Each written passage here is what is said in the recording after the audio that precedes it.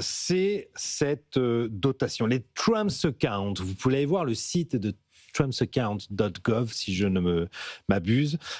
C'est Donald Trump qui a annoncé qu'il allait doter chaque petit Américain à sa naissance de $1000 pour notamment leur faire comprendre les mécanismes du libre marché, de l'investissement. Michael Dell, le multimilliardaire de l'entreprise éponyme, a lui annoncé qu'il allait donner plus de $6 milliards supplémentaires pour doter ces Trump's Account, pour apprendre aux petits Américains à faire du business. Est-ce que c'est une bonne idée, ça? Allez, je commence avec vous, Philippe.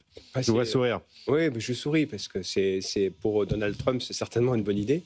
Et je pense qu'aux États-Unis, elle a des chances d'être appréciée comme une bonne idée, comme étant une bonne idée. Et il explique sur le site public de l'État fédéral que c'est Donald Trump qui donne $1000 aux petits-enfants. Un, pour faire repartir la natalité, et puis deux, pour leur faire apprendre les règles du marché. Mais sur le fond, il y a une mentalité, encore une fois, qui est très adaptée à la situation américaine et à la façon dont le capitalisme est perçu outre-Atlantique. Je pense qu'en Europe, et notamment en France, ce genre d'idée aurait beaucoup plus de mal à passer, encore que on peut considérer que se dire qu'au lieu de doter chaque enfant à la naissance de 10 000 € de dette, parce que c'est à peu près la situation actuelle.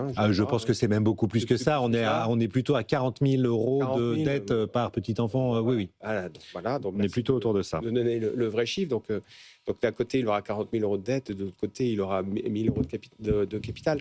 Mais, il a un peu de dette aussi aux États-Unis, ceci dit. Voilà. Aux États-Unis, le taux d'endettement rapporté au PIB est quasiment le même que nous. C'est 10%. Donc... c'est intéressant sur le plan, encore une fois, déconnecté de la situation politique, sur le plan éducation financière, effectivement, et réalisation que sur la durée d'une vie, un placement en capital est moins volatile il le sera toujours, que le Bitcoin. Oui. Et d'ailleurs, peut-être que le jeune bébé demandera à ce que tout soit placé en Bitcoin, c'est possible. Mais moi, je trouve que c'est intéressant, avec une limite quand même. C'est que s'il suffisait d'avoir un système par capitalisation pour évangéliser une population à l'intérêt de ce genre de système, normalement, tous nos agents publics devraient être pour la capitalisation. Les seuls qui bénéficient de la capitalisation en France, ce sont les agents publics. Voilà. C'est les fonctionnaires au travers de l'ERAF. Il semblerait que ce ne soit pas suffisant. Mais on dira jamais assez. Écoutez, moi, je trouve que c'est plutôt une bonne idée. Bon, c'est intéressant parce que en France, en réalité, quelqu'un l'a proposé ce système, c'est Gabriel Attal. C'était il y a quelques semaines à l'Assemblée nationale, une dotation de 2 000 € pour chaque petit Français qui naît, bloqué tout au long de sa vie pour lancer la capitalisation en France. Alors, moi, ce que je trouve marrant, Anthony, c'est que aux États-Unis, c'est pour faire de l'argent sur les marchés. En France, c'est pour financer la retraite. Ça donne un peu les deux mindsets des deux côtés de l'Atlantique, mais est-ce que ça pourrait être une bonne idée, cette idée de lancer la capitalisation par une dotation publique, la capitalisation pour tous? Alors, je n'ai pas d'avis tranché sur le sujet. Je trouve que Philippe a prononcé le bon concept, c'est l'éducation financière. C'est-à-dire, on a alors, les États-Unis, on sait que spontanément, c'est beaucoup plus dans leur ADN et c'est très important parce qu'on voit bien que de manière générale, on a des sujets d'éducation financière d'ordre 1 et en France, on se pose la question, alors je ne sais pas si c'est par ce type de levier, mais comment fait-on pour sensibiliser bien davantage les ménages à investir? C'est toujours frappant, par exemple, de voir que sur l'indice CAC 40, par exemple, on est détenu à plus de la moitié par des non-résidents. À la fin, on peut se dire que nos entreprises prennent des décisions défavorables à la France, mais si en même temps on refuse de détenir leur capital, ça va à terme poser un problème. Oui. Donc il faut quand même qu'on soit cohérent sur la manière dont on investit notre épargne. Et de ce point de vue-là, il y a tout un pan et un champ à inventer.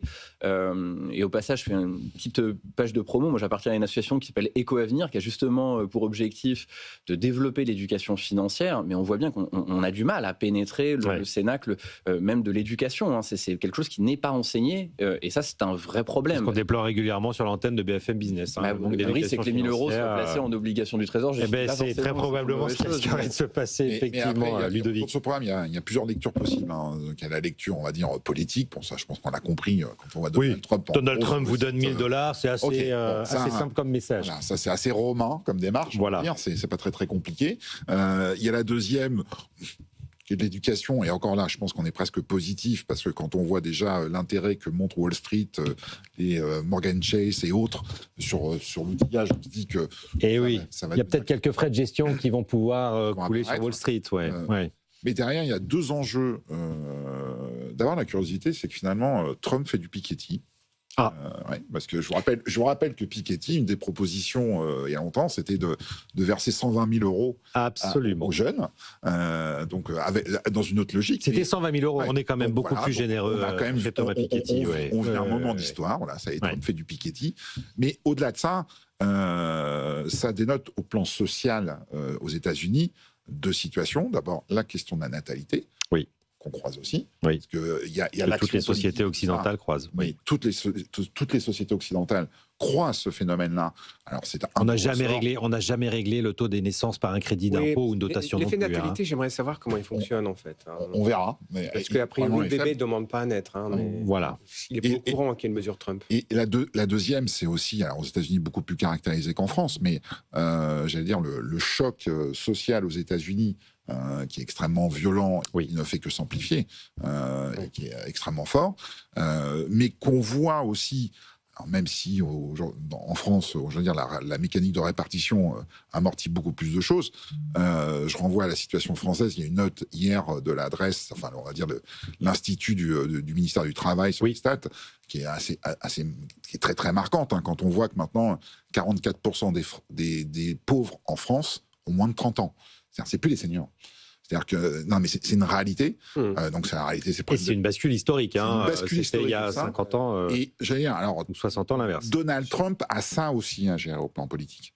Il l'a géré. Alors il y a le côté ça brille, c'est Las Vegas, ça clignote. C'est un peu Walt Disney ce programme, honnêtement. Il y a quelque chose de. Mais derrière, il y a des questions beaucoup plus profondes qui se jouent avec un montant, je crois, au total en simulation. Les courtiers qui sont un peu rentrés dans le dossier. Au maximum, ce portefeuille peut arriver à 190 000 $, je crois à peu près, à la majorité. Mais avec tout un système, alors là, qui va nous faire rire, arrive en France, avec tout un système de défiscalisation qui va avec. Exactement. C'est-à-dire qu'en fait, Donald Trump fait du Piketty et commence à faire même du Dutreil. Donc on a une sorte, la France lumière éclairant du monde, comme d'habitude. Fait de l'économie néo-ricardienne. Il y a un vrai sujet de pouvoir d'achat aux États-Unis. Il y a un sujet, effectivement, l'économie américaine ne se porte pas aussi bien, elle ne se porte pas mal non plus. On aimerait bien avoir ce taux de croissance. Mais bon, il y a des vrais sujets aux États-Unis, et notamment à cause des tarifs qui vont aller taper sur le budget des ménages modestes, les tarifs douaniers, pardon. Et donc, elle est où l'équivalence néo-ricardienne ? Si Donald Trump fait une relance par la consommation, c'est-à-dire s'il donne 1 000 $ à tous les Américains, il y a une probabilité assez forte que cet argent soit consommé. Stocké. Non consommé. C'est ça l'équivalence néo-ricardienne. Mis de côté. Et donc, plutôt que de faire ça, il les donne à des agents qui ne peuvent pas consommer. Et donc, je trouve que c'est là où je dis sous le ton de la blague, c'est une mesure néo-ricardienne, c'est que ça va doper les investissements, marchés financiers. Et après, certainement qu'il y a un intérêt politique très, très fort à aller dans ce sens-là. Mais moi, je suis assez d'accord avec Ludovic, en fait. Il y a un problème à régler aux États-Unis qui est un problème à la fois politique et social qui est beaucoup plus gros que ce qu'on peut imaginer. Et puis le fameux problème social, alors nous on en parle beaucoup en France, ils en parlent peu aux États-Unis alors qu'il est probablement exacerbé chez eux et moindre chez nous, mais c'est que l'innovation et a fortiori l'IA, on a des très bons travaux maintenant, notamment un papier d'Antonin Bergeau qui montre bien que l'innovation a tendance à creuser les inégalités.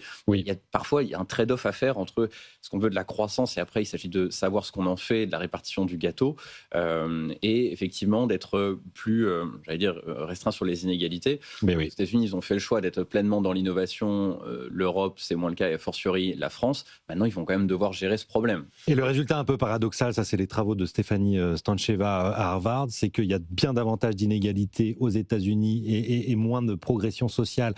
Sauf que l'opinion publique y croit, à l'American Dream. Quand en France, en réalité, la mobilité est supérieure, il y a beaucoup moins d'inégalités, mais personne n'y croit. Il n'y a rien de pire que le c'est beaucoup plus morose. Ce qu'on connaît, c'est horrible, le déclassement, même s'il y a plus de mobilité sociale, quand le pays n'avance plus, parvenez plus à donner d'horizon. Mais si on prend un peu de recul, c'est ce qui se passe dans tous les pays occidentaux, et un peu même un peu au-delà, parce que ça existe aussi en Asie, dans tous les pays développés, on va le dire. C'est le recul démographique. Oui. C'est quand même l'éléphant. La grande bombe. Bah oui, c'est quand même l'éléphant au milieu de la pièce. Oui. Et donc, la politique nataliste, du côté dans la mesure de Trump, elle est importante.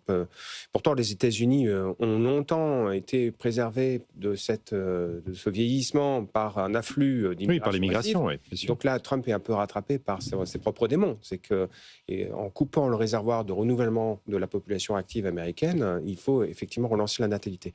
Mais nous, en Europe, on a vraiment ce problème-là. Parce que si on résume de l'ensemble dans l'émission, à part peut-être le cours du Bitcoin, encore qu'il y a peut-être des retraités qui spéculent sur Bitcoin, mais l'ensemble de notre... La démographie est de partout. Ça tourne autour de problème de démographie. Oui. Les partenaires sociaux qui discutent aujourd'hui, de quoi ils vont discuter, vous l'avez dit vous-même, de l'impact de la démographie. Le dérive de la sécurité sociale, c'est l'impact de la démographie. La croissance atone, la croissance potentielle qui baisse, il y a un effet démographie. Donc cette démographie, elle est vraiment présente partout. Et on en parle enfin. Il y avait un rapport très intéressant de la Cour des comptes publié cette semaine sur démographie et finances publiques. Il y avait cette petite pépite qui était que sur les 15 dernières années, les occurrences sur la démographie, c'était 0,05% des textes budgétaires. Ce sujet est parfaitement absent de nos sujets budgétaires. Bon, il arrive enfin ? Il arrive enfin, et en même temps, on comprend bien pourquoi on l'a mis sous le tapis, c'est qu'il n'y a pas de solution magique. C'est des solutions difficiles qu'il faut parvenir à expliquer. Mais le choc, il est devant nous, et pour l'instant, on a préféré pas le regarder. Mais la réalité, c'est qu'il faut le traiter. Et bien hier, on a préféré augmenter la CSG sur le capital. Il arrive enfin, mais surtout de façon très électoraliste en ce moment. Hein, oui, accessoirement. On privilégie plutôt nos seniors et les retraites.